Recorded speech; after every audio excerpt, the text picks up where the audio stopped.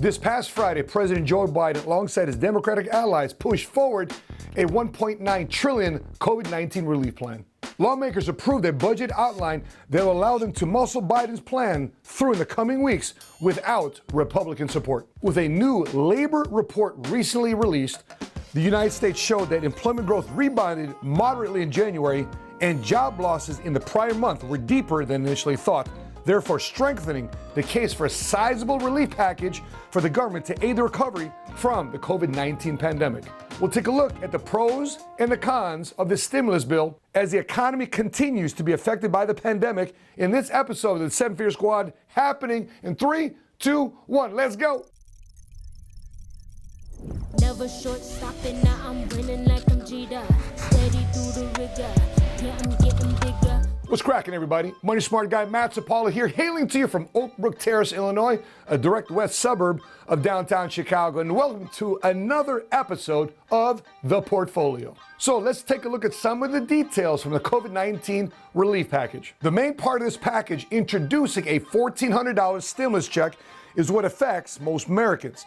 For many people, this is greatly needed as there are many industries, including restaurants, travel, and hospitality, that are still greatly affected by the restrictions. Now, this is definitely a big pro for many of those that are still struggling. If the government is going to restrict businesses and people from earning an income, then it only makes sense to compensate them for that. According to a Penn Wharton budget model estimate, households in the short term will save about 73% of the money they receive from the direct payments if the proposal uses the same income thresholds as the other stimulus bill. Checks focused on those who lost income would be more likely to be spent.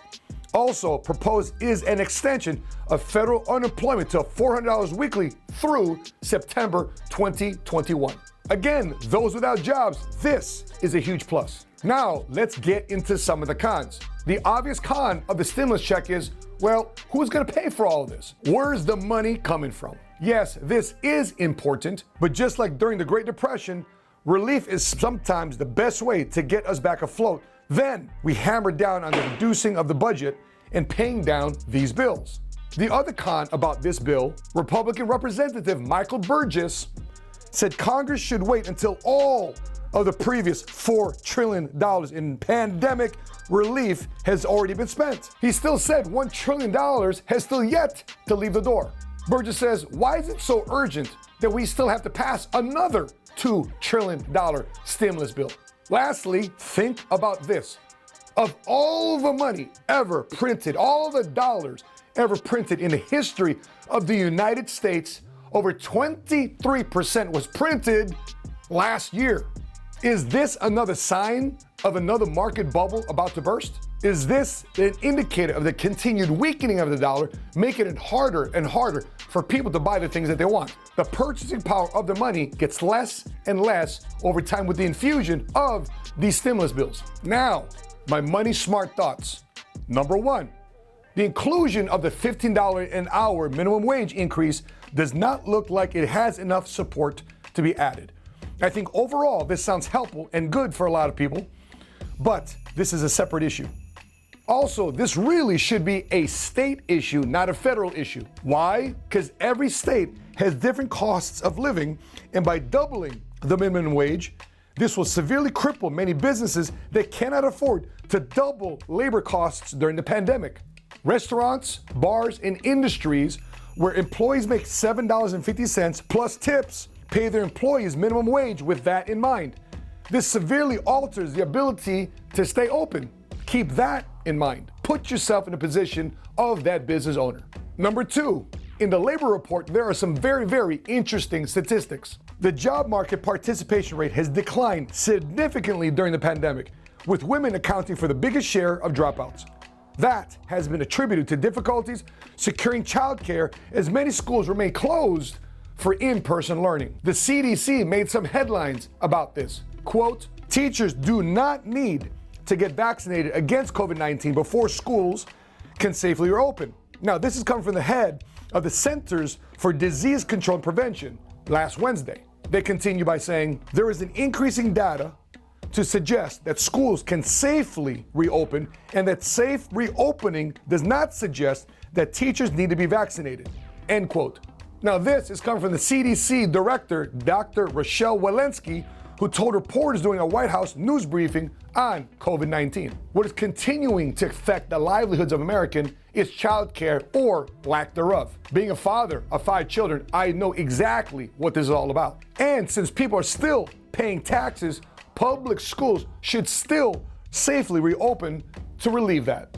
Number 3, the rise of the side hustle. If you're in an industry that's been affected by the pandemic and restrictions, this serves as a great opportunity to explore other opportunities to include a side hustle or making money on the side. Please consider getting out of the mindset of having to work 9 to 5 to make ends meet. Guess what? Those weekends that you'd enjoyed before, perhaps you have to work during those weekends again to bring home the bacon. It's probably time for you to get dirty, pop open the hood, do something, get your hands dirty. Time to find other ways to make income. There is still plenty of money to be earned. By the way, as a side note, do you know what the average ticket was to go to the Super Bowl? I mean, did you see fans in the Raymond James Stadium watching Tom Brady go against Patrick Mahomes, Bucks versus the Chiefs? Do you know what the average ticket was? Check this out. The average ticket to go to the Super Bowl was $6,500 per ticket. Listen, I've been on the opposite side of mine for a good portion of my life, a large part of my life. And what this means to me, saying that, wait, if I'm seeing all this, some people are making money out there, a lot of people are getting paid, how come I'm not getting paid? Have you ever asked yourself that question? What do other people know about money that I don't? That's what you have to figure out in terms of getting a side hustle down pat here for 2021. It doesn't become something that you wish you had, it's something you must have for solving the situation in 2021. Lastly, while I don't agree in principle about stimulus checks, government-mandated shutdowns are causing more harm than good, and we've wrecked the economy in doing so. Because of this, it only makes sense for the government to step up and help out. With vaccinations continuing to increase and a lot of Americans already experiencing and having the virus, we should be trending in the right direction. There's a lot of people that think that former President Donald Trump didn't handle the pandemic well. And there's a good amount of people that think the media has also overblown everything as well. The fact is, there has not been one person to say, hey, we're gonna get through this. Bill Burr, a comedian, has the right notion by saying we need leaders to be like football coaches right now. We need them to say, hey, we've been through worse before. We're gonna get through this. Why? Hey, we're America.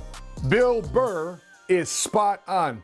We have been through worse. Americans know how to deal with adversity. We know how to rise from the ashes. We're the country of the underdog, and we will beat this thing. Well, that's it from this episode of The Portfolio. Make sure you check out the other episodes that we've done previously too as well. As far as side hustle, check out this interview I did with Daymond John, one of the sharks on Shark Tank, where he took $600 and created a multi-billion-dollar empire called FUBU. That being said, I love your thoughts. I'd love to hear your follow-ups. I'd love to hear your comments, your questions. Drop it in the comments section below. If you're watching this on Facebook, make sure you click like and follow our business page, Money Smart Guy. If you're following us on YouTube, you're watching this on YouTube, make sure you click subscribe and hit notifications to be alerted the next time we upload our next episode. That being said, guys, this wraps up this episode of The Portfolio, and I'm your Money Smart Guy. Until we meet again, continue to live smart, continue to love smart, and be money smart today.